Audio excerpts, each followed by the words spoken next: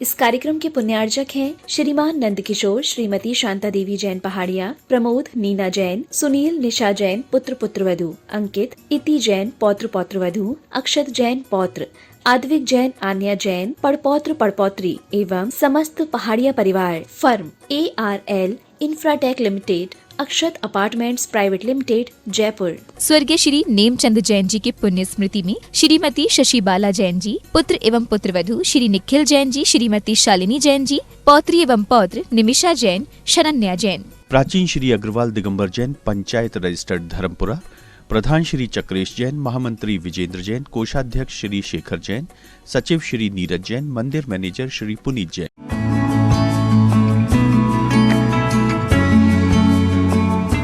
नमः श्री वर्धमानाय निर्धूत कलिलात्मने शालोकानां त्रिलोकानां यद विद्या दर्पणायते। बोले पंच परमेष्ठी भगवान की जय। पिछले एपिसोड में हमने सम्यक दर्शन के स्वरूप के संबंध में समझा था। वहाँ पर कहा गया था कि यथार्थ स्वरूप वाले या परमार्थ को सिद्ध करने वाले जो आप्त आगम और तपोभृत हैं, अर्थात देव शास्त्र और गुरु हैं, उनका तीन मूढ़ताओं से रहित 8 अंगों के साथ 8 मदों से रहित जो श्रद्धान है, उसका नाम सम्यक दर्शन है। वो 8 अंग निसंकित आदि की बात की थी। 3 मूढ़ताओं में देव मूढ़ता, गुरु मूढ़ता और लोक मूढ़ता की चर्चा की थी। इसी प्रकार से 8 मदों में ज्ञान, पूजा, कुल, जाति आदि के मद की चर्चा की थी। अब आप तो माने जो सच्चा देव है, वो सच्चे देव का स्वरूप क्या है, परमार्थ स्वरूप आप्त कौन है, इसका विवेचन इस श्लोक में आचार्य समंत भद्र स्वामी कर रहे हैं। आप्तेनुच्छिन्न दोषेण सर्वज्ञेनागमेशिनः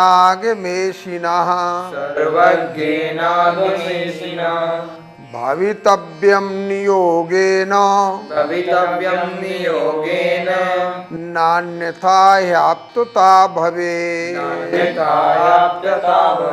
एक साथ पढ़ेंगे। आप्तेनुच्छिन्न दोषेण सर्वज्ञेनागमेशिना भवितव्यं नियोगेन नान्यथा ह्याप्तता भवेत्। इस श्लोक में सच्चे देव का स्वरूप बतलाते हुए आचार्य समंत भद्र स्वामी ने कहा है कि आप्त को कैसा होना चाहिए। आप्तेन भवितव्यम, आप्त को इस प्रकार का होना चाहिए। किस प्रकार का होना चाहिए? एक विशेषण दिया, उच्छिन्न दोषेण। जो 18 प्रकार के दोष कहे गए हैं, जिनका आगे विवेचन किया जाएगा, उन दोषों से रहित होना चाहिए। उच्छिन्न माने नष्ट हो गए हैं, समाप्त हो गए हैं दोष जिनके। उच्छिन्न दोषेण सर्वज्ञेन जो सर्वज्ञ है और आगे मेशिना, आगे मेशी आगम के जो ईश माने स्वामी हैं, इन तीन पदों के द्वारा वीतरागी, सर्वज्ञ और हितोपदेशी होना, इन तीन गुणों का कथन किया गया है। क्योंकि आप्त या सच्चा देव नियम से 18 दोष रहित होने के कारण वीतरागता को प्राप्त हो जाते हैं, इसलिए वो वीतरागी हैं। केवल ज्ञान की उत्पत्ति हो जाने के कारण उनके ज्ञान में तीनों लोकों की, यहाँ की अलौकिक की भी, समस्त द्रव्यों की, आलोक में तो अन्य द्रव्य है नहीं, तो केवल लोक की, और तीनों लोकों के सब द्रव्यों की सब पर्यायें एक साथ झलकने लगती हैं केवल ज्ञान में, इसलिए वो सर्वज्ञ कहलाते हैं। और आगम के स्वामी होने के कारण उनकी वाणी में जो भी आता है वह विश्व के तीनों लोकों के प्राणियों के कल्याण के लिए होता है, हित के लिए होता है, इसलिए वे हितोपदेशी कहलाते हैं। तो आप्त के तीन गुण हैं।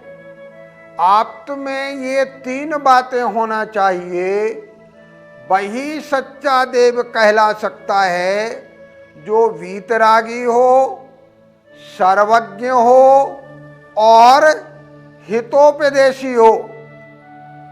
अब कोई कह सकता है कि ये सर्वज्ञता या वीतरागता और हितोपदेशिता कभी कभी होती है या सर्वदा सर्वकाल में रहती है। तो एक शब्द डाल दिया यहाँ नियोगेन। नियोगेन माने नियमेन, सर्वकालेषु, सर्वदा, प्रत्येक समय में हमेशा नियम से उनमें तीन गुण, कौन कौन से? वीतरागिता, सर्वज्ञता और हितोपदेशीपना, ये तीनों गुण सतत विद्यमान रहते हैं आप्त में। अगर नहीं है इन तीन गुणों में से कोई भी गुण जो एक दूसरे से जुड़े हुए हैं, तो कहते नान्यथा अन्यथा ही आप्तता न भवेत। अन्य रूप में अन्यथा ही माने निश्चय से आप्तता न भवेत, उनमें आप्तता अर्थात सच्चा देवपना नहीं हो सकता है। तो सच्चे देव की परीक्षा करने का एक ही हमारे पास साधन है कि वो दोष रहित हैं या नहीं है। क्षुधा, पिपासा आदि दोष, जो 18 प्रकार के दोष अगले श्लोकों में हम बताएंगे, वो दोष उनमें ना हो, ये पहली बात। जब वो दोष नहीं होंगे तो नियम से राग द्वेष उनके अंदर नहीं रहेगा, इसलिए वो वीतरागी होंगे ही। केवल ज्ञान हो जाने के कारण उनमें सर्वज्ञता नियम से होगी और उपदेश में चूंकि आगमेशी हैं, और हमने आगम को क्या कहा था?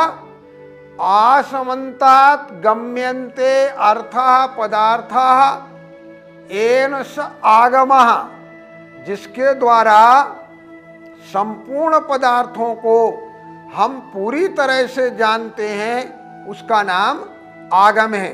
और वो आगम के स्वामी हैं, तो सर्वज्ञ होने के कारण वस्तु तत्व का जो भी स्वरूप उनके द्वारा निकलता है वो यथार्थ होता है और वो जीवों को कल्याणकारी होता है। तो ये तीनों गुण वीतरागता, सर्वज्ञता और हितोपदेशिता नियम से आप्त में विद्यमान होती है। आप्तेन भवितव्यम भाववाच्य में प्रयोग है। आप्त को ऐसा होना चाहिए। कथम भवितव्यम, कीदृशम भवितव्यम, तो उसमें कहा कि उच्छिन्न दोषेण भवितव्यम, वो दोषों से रहित होना चाहिए।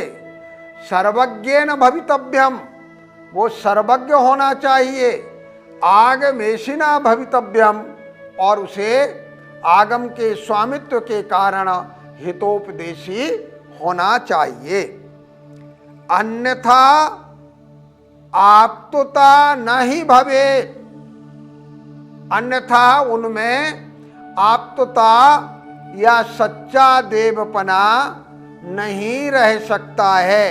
तो सच्चे देव का लक्षण सीधी सी भाषा में कहें तो जो वीतराग है, जो सर्वज्ञ हैं और जो हितोपदेशी हैं, उनको हम आप्त या सच्चा देव कहते हैं। और इस आप्त के, आगम के और तपोवृत के श्रद्धान को सम्यक दर्शन कहा गया है।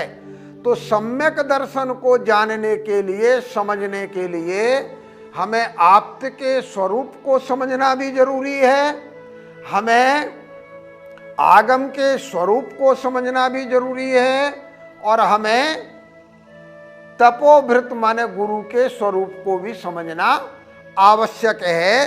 तो यहाँ सच्चे देव का स्वरूप कैसा हो, इसका कथन श्री रत्नकंड श्रावकाचार्य में आचार्य समंत भद्र स्वामी ने इस श्लोक के माध्यम से कहा है। भैया जी, सच्चे देव से किन देवों का तात्पर्य लेना चाहिए? आपका प्रश्न या जिज्ञासा बहुत ही सार्थक है, क्योंकि जब तक हम आप्त के या सच्चे देव के स्वरूप को नहीं समझेंगे, तब तक सम्यक दर्शन की प्राप्ति नहीं हो सकती है। देवों की जब हम बात करते हैं तो एक तो स्वर्ग आदि के देव हैं, लेकिन उन देवों से हमारा तात्पर्य सच्चे देव से नहीं है।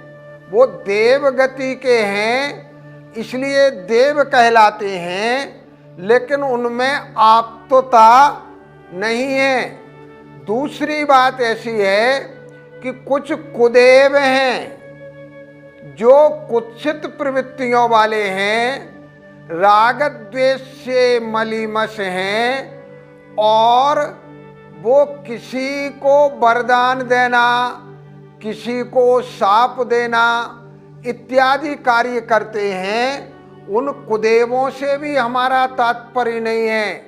तीसरे प्रकार के ऐसे हैं जो देव वास्तव में हैं ही नहीं, लेकिन उनको हम देव मान रहे हैं। जैसे पीपल, चक्की, कुआं, इनकी पूजा कर रहे हैं, तो वास्तव में वो देव हैं ही नहीं।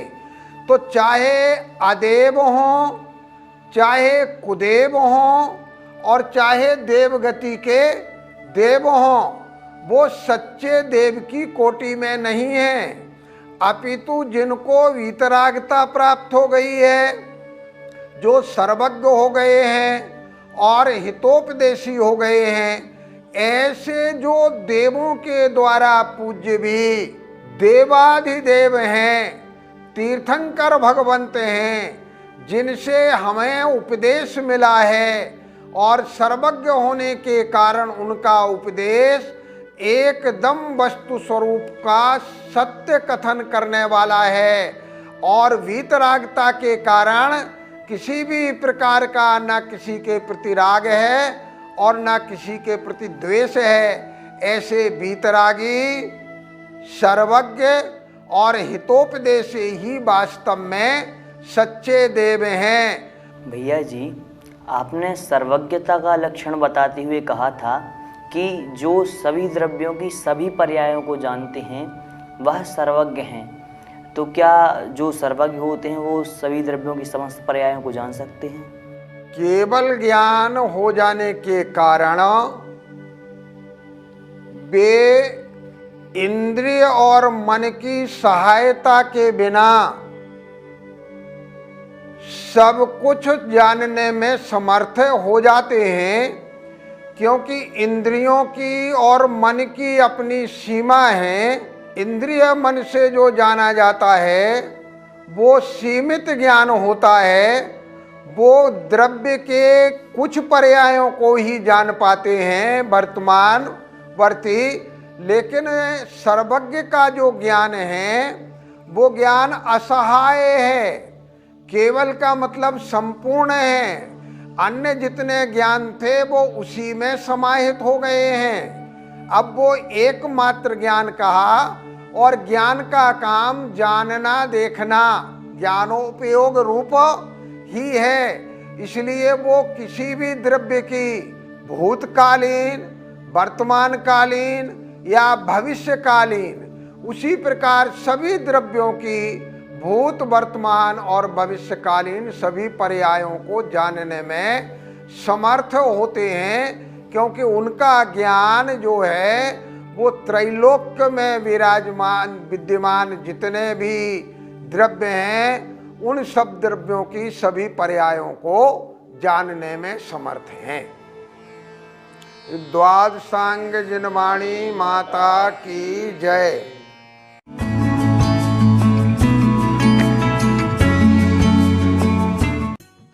इस कार्यक्रम के पुण्यार्जक थे श्रीमान नंदकिशोर, श्रीमती शांता देवी जैन पहाड़िया, प्रमोद नीना जैन, सुनील निशा जैन पुत्र पुत्रवधू, अंकित इति जैन पौत्र पौत्रवधू, अक्षत जैन पौत्र, आद्विक जैन आन्या जैन पड़पौत्र पड़पौत्री एवं समस्त पहाड़िया परिवार। फर्म ARL इंफ्राटेक लिमिटेड, अक्षत अपार्टमेंट्स प्राइवेट लिमिटेड, जयपुर। स्वर्गीय श्री नेमचंद जैन जी की पुण्य स्मृति में श्रीमती शशिबाला जैन जी, पुत्र एवं पुत्रवधू श्री निखिल जैन जी, श्रीमती शालिनी जैन जी, पौत्री एवं पौत्र निमिषा जैन, शरण्या जैन। प्राचीन श्री अग्रवाल दिगंबर जैन पंचायत रजिस्टर्ड धर्मपुरा, प्रधान श्री चक्रेश जैन, महामंत्री विजेंद्र जैन, कोषाध्यक्ष श्री शेखर जैन, सचिव श्री नीरज जैन, मंदिर मैनेजर श्री पुनीत जैन। भोपाल के पंचशील नगर में परम पूज्य चर्या शिरोमणि आचार्य श्री 108